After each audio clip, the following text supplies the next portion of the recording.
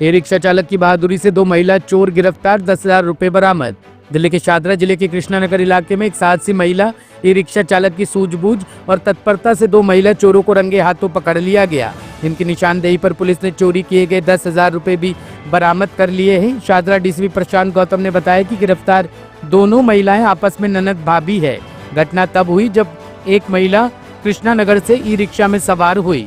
थोड़ी देर बाद 2 और महिलाएं भी उसी रिक्शा में बैठी। जब पहली महिला गोंडली चौक के पास उतरी तो उसने पाया कि उसके हैंडबैग से छोटा बटुआ जिसमें 10,000 रुपए थे चोरी हो चुका है। महिला के शोर मचाने पर ई रिक्शा चालक ने तुरंत प्रतिक्रिया दी और रिक्शा रोककर दोनों संदिग्ध महिलाओं का पीछा शुरू कर दिया। उसी दौरान ड्यूटी पर तैनात हेड कांस्टेबल महेश ने शोर सुनकर हस्तक्षेप किया और ई रिक्शा चालक की मदद से दोनों महिला चोरों को पकड़ लिया।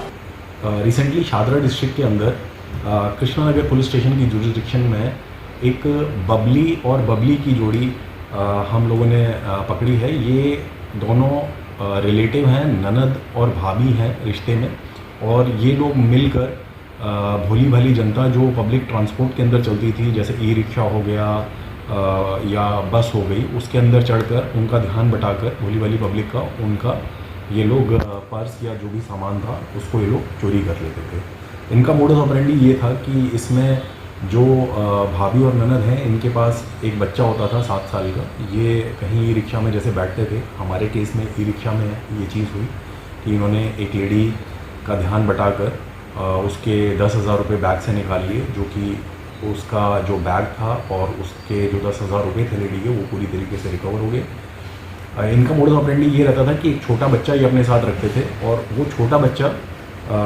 इनको जो सामने वो होते थे पब्लिक होती थी, उनको उनका ध्यान बटाते थे किसी भी तरीके से, उसके पैर में मार के, हाथ मारना या कुछ करके, तो जिससे जो जनता है उसका ध्यान या जो इनका टारगेट था उसका ध्यान बढ़ जाता था, और ये फिर उतने में अपना काम ये लोग कर लेते थे। ये लोग जिनको हमने पकड़ा, इनमें एक का नाम दयावती है और ये दूसरे का नाम रीना है, और ये दोनों द्वारका मोड़ के रहने वाले हैं। धन्यवाद। टॉप स्टोरी ब्यूरो के लिए दिल्ली से रवि डालमिया की रिपोर्ट।